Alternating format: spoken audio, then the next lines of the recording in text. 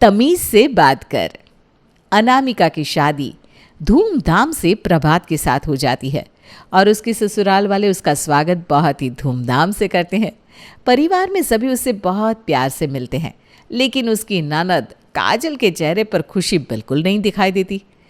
अनामिका को इस बात की कोई भनक नहीं लगती। अनामिका बेटा, तुम यहाँ इस घर को अपना ससुराल नहीं अपना घर समझ के रहना। इस घर में तुम्हारा दिल से स्वागत है बेटा। हाँ बेटा, तुम्हें हम लोग यहाँ किसी चीज़ की कमी महसूस नहीं होने देंगे, और फिर भी अगर तुम्हें किसी भी चीज़ की ज़रूरत लगे तो तुम हमें बेझिझक बता देना। अनामिका अपने सास ससुर का व्यवहार देखकर बहुत खुश होती है। अब वो थोड़ा आगे बढ़कर अपनी ननद काजल से मिलना चाह रही होती है, लेकिन तभी एकदम से काजल बोलती है, देखो भाभी जी, हमारा घर ना बहुत बड़ा है और इस घर का कामकाज संभालना कोई आसान काम नहीं है। काजल, अपनी भाभी को घर में रहने तो दो। थोड़े दिन में वो भी घर की हर चीज़ को धीरे धीरे समझ जाएगी। ललिता, तुमने देखा, बहू के आते ही अपना प्रभात बड़ों जैसी समझदारी भरी बातें करने लगा है। जी माँ जी, पापा जी, आप मुझे थोड़ा समय दीजिए। मैं पूरी कोशिश करूँगी कि आप सबको मुझसे कभी कोई शिकायत ना हो। अनामिका अपने ससुराल में पूरी मेहनत से घर के काम संभालने में लग जाती है और अब सब उसके काम और समझदारी देखकर उससे खुश रहने लगते हैं। लेकिन काजल उसके हर काम में कमी निकालने का बस बहाना ढूंढती रहती है और एक दिन उसे बहाना मिल भी जाता है। अब वो किचन में जाकर अनामिका से कहती है, सुनो भाभी, आज सब्जी में नमक ठीक से क्यों नहीं डाला? नहीं, मैंने तो हर चीज़ अच्छे से डाली थी। तो फिर मुझे सब्जी बिल्कुल बेस्वाद क्यों लगी? तूने ठीक से चखी थी क्या सब्जी, या बस ऐसे ही बोल रही है? नहीं माँ, तुम खुद सब्जी खाकर देख लो। अरे माफ़ करना काजल, लगता है मैंने जल्दबाजी में ध्यान नहीं दिया। अगली बार मैं और ज़्यादा ध्यान रखूँगी। अरे वाह काजल, तुम तो बहुत तेज़ हो गई हो। तुरंत पहचान लिया सब्जी में क्या कम है। माँ, मैं तो सब देखती रहती हूँ, तुम ही भाभी की गलतियों पर ध्यान नहीं देती। आखिरकार तुम नहीं कहोगी तो मुझे तो भाभी को बताना ही पड़ेगा ना। तभी प्रभात वहाँ से निकल रहा था और काजल की ये बात सुनकर वो किचन में आकर काजल को डांटता है। काजल, तुम हमेशा अपनी भाभी के काम में बस कमियां ही निकालती हो, कभी उसका हाथ भी बटा लिया करो। वाह भैया, बहुत बढ़िया। अभी भाभी को आए 4 दिन नहीं हुए और तुम अपनी बीवी की तरफदारी में लग गए। तो तुम्हें कोई दिक्कत है क्या? और मैं बस सही बात तो कह रहा था। अगर तुमको ये तरफदारी लगती है तो तुम अपने दिमाग का इलाज करवाओ, समझी? अरे जाने देना प्रभात, यह भी बच्ची है, अपनी भाभी से थोड़ा हंसी मजाक कर रही है। तू भी कहाँ इन दोनों के चक्कर में पड़ा है। जा, तू जाकर अपना काम देख बेटा।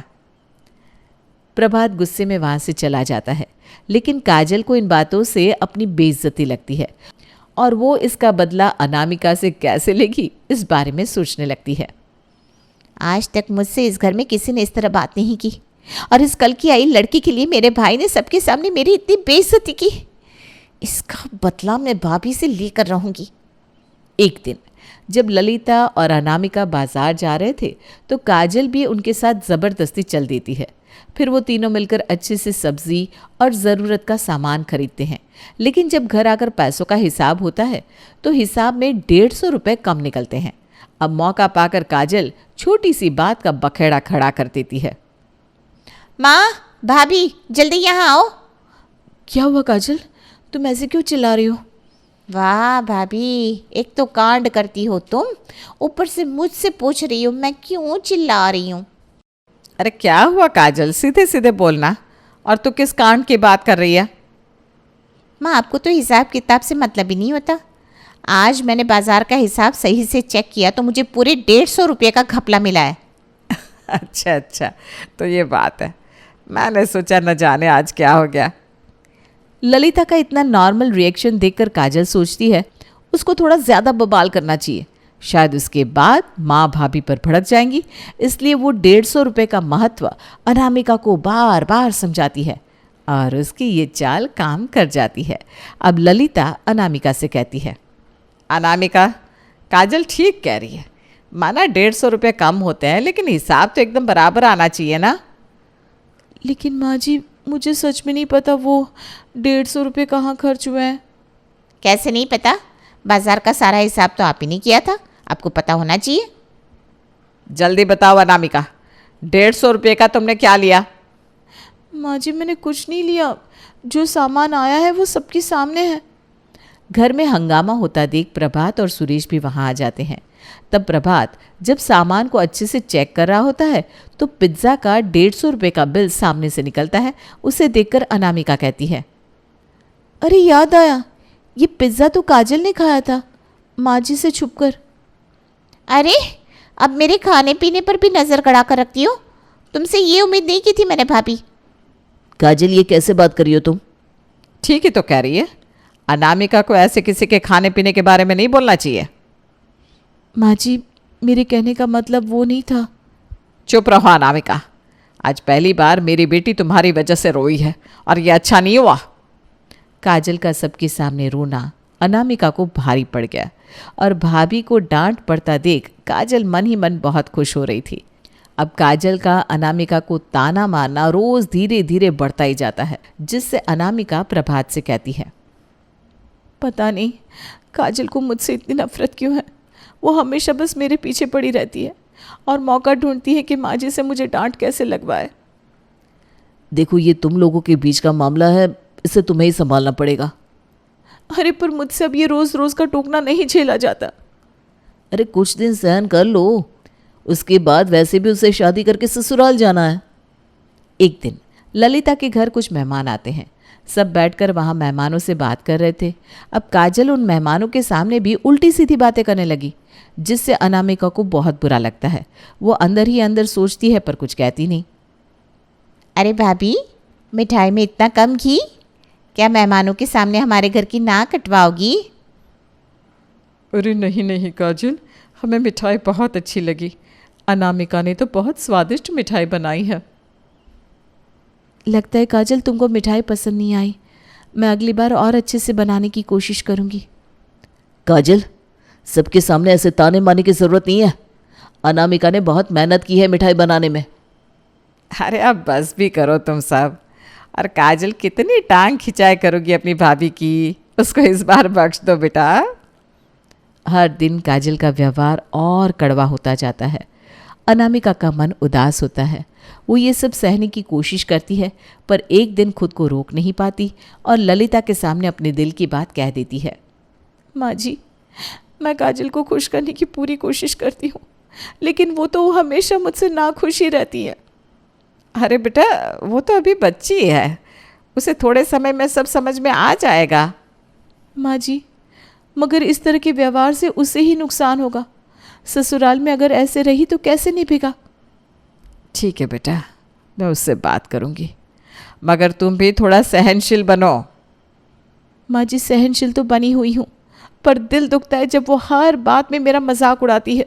अनामिका एक दिन काजल को समझाने की कोशिश करती है कि हर समय ताने मारने और मजाक करने से घर का माहौल खराब होता है और जब तुम ससुराल जाओगी तो ये सब पसंद नहीं किया जाएगा। काजल, परिवार में सबके साथ अच्छे से पेश आना चाहिए। ससुराल में ऐसा व्यवहार सही नहीं लगेगा। भाभी, मुझे किसी से सीखने की ज़रूरत नहीं है। जैसे मेरा मन करेगा मैं वैसे रहूँगी, आपको बताने की कोई ज़रूरत नहीं है।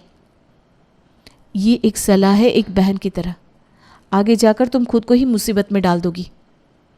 भाभी, आप ना मुझे मत सिखाइए, मैं जैसी हूँ वैसी ठीक हूँ। देखो काजल, जब वक्त आएगा तो तुम्हें खुद समझ में आ जाएगा कि मैंने क्या कहा था। तब की तब देखी जाएगी, अभी आप मुझे फ्री का ज्ञान मत दो। काजल की शादी तय हो जाती है और उसे विदाई से पहले उसकी माँ और भाभी मिलकर अच्छे से समझाने की कोशिश करती हैं। भाभी उसे ससुराल में सही बर्ताव के लिए सलाह देती है, लेकिन काजल तो अपने अंदाज में ही उसे जवाब देती है। काजल बेटा, ससुराल में सबके साथ अच्छे से रहना, किसी का दिल मत दुखाना बेटा। माँ, आप मुझे बच्ची समझती हो क्या? मैं समझती हूँ सब कुछ। काजल, तुम देखना, ससुराल में रिश्तों को संभालना कितना ज़रूरी होता है, इसलिए तुम सबसे प्यार से ही बात करना, तभी सब तुम्हें समझेंगे। भाभी, आपको मेरी इतनी फिक्र करने की कोई ज़रूरत नहीं है, मैं अपना ख्याल खुद रख सकती हूँ। बस बेटा, ये नसीहतें दिल में रखना वहाँ कोई गड़बड़ नहीं चलेगी। अब ससुराल में आकर भी काजल का वही व्यवहार जारी रहता है। वो वहाँ भी सबको टोकने और ताने मारने में लगी रहती है। एक दिन सुषमा सुबह रसोई में नाश्ता बना रही थी और चाहती थी कि काजल मदद करे, लेकिन काजल तो इसका उल्टा जवाब देती है। काजल बेटा आ जाओ, साथ काम करेंगे तो अच्छा लगेगा। आना तो मैं भी चाहती हूँ, पर आराम का भी हक है ना मुझे, या फिर दिन भर बस काम ही करते रहना है मुझे मम्मी जी? बेटा हम सब घर के ही एक हिस्से हैं, थोड़ा हेल्प करोगी तो सबका मन खुश रहेगा। हाँ हाँ, बस यही एक कमी रह गई थी मेरी ज़िंदगी में। आपकी हर बात मानने के लिए यहाँ नहीं आई हूँ मैं। पर मैं तो सिर्फ कह रही थी। कहने का ही शौक है ना आपको, मुझे मेरी तरफ जीने दीजिए। ठीक है, तुमको जैसा ठीक लगे वो समझो। हाँ तो करूँगी ही, आपकी परमिशन थोड़ी ना मांगी है मैंने। काजल के इस व्यवहार से सुषमा का दिल टूट जाता है, लेकिन वो कुछ कहे बिना वहाँ से चली जाती है। काजल की तीखी बातें उसके मन में चुभ जाती है, लेकिन वो ये सोचकर चुप रह जाती है कि शायद समय के साथ काजल को समझ आ जाएगी। लगता है इसकी माँ ने इसको बचपन से बहुत लाड़ प्यार से पाला है, तभी ये इतनी तेज़ है। कोई नहीं, समय के साथ समझ जाएगी, अभी बच्ची तो है ये। एक दिन सूरज ऑफिस से जल्दी लौटकर घर आता है। वो काजल को बाहर डिनर पर चलने को कहता है, लेकिन काजल का जवाब फिर से उसकी उम्मीदों पर पानी फेर देता है। काजल चलो बाहर चलते हैं, कुछ समय साथ में बिताएंगे। बाहर जाने से मेरी ज़िंदगी नहीं बदलने वाली, घर पर ही डिनर कर लेते हैं। पर मैं तो बस एक खास समय बिताना चाहता हूँ तुम्हारे साथ। हाँ, खास समय बिताने का मतलब सस्ते रेस्टोरेंट में ले जाना होता है क्या? काजल मैं ये सब तुम्हारी खुशी के लिए तो कर रहा हूँ। अगर मेरी खुशी इतनी ही मायने रखती है ना, तो मेरे तरीके से करो। तुमको हर बात में शिकायत करना ज़रूरी है क्या? अगर तुम्हारी ज़िंदगी में परेशानी है तो इसमें मैं क्या करूं? वैसे भी ना मेरे पास फालतू टाइम नहीं है बर्बाद करने का।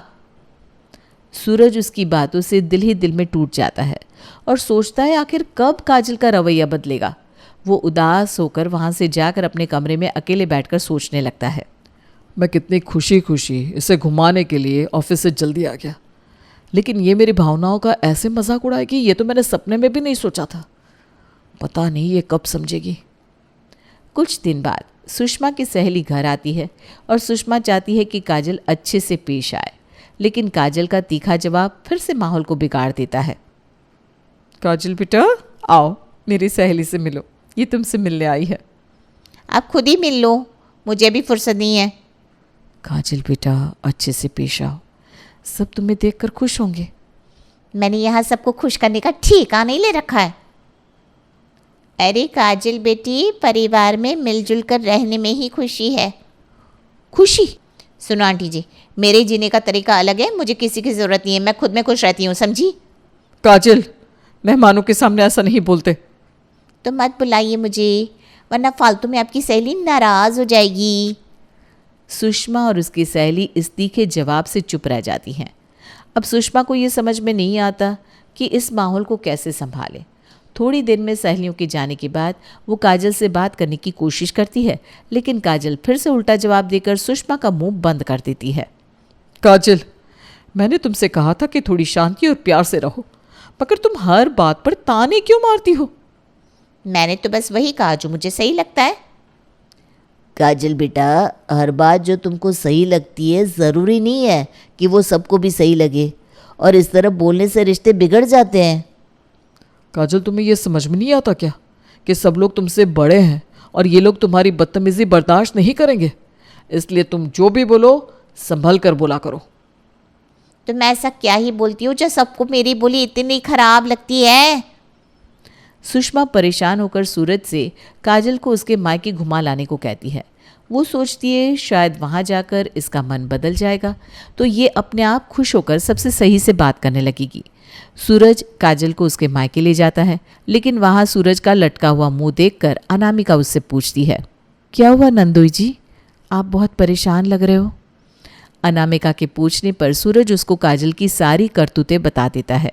ये सुनकर अनामिका को बहुत शर्मिंदगी महसूस होती है और वो ये सब ललिता से कहती है। काजल, अगर ये सब सच है जो मैं ये सुन रही हूँ, तो तुम्हें ससुराल में थोड़ा सही से रहना चाहिए। माँ मुझे मत समझाओ। और भाभी आपसे रहा नहीं गया जो आप मेरी चुगली माँ से करने आ गई?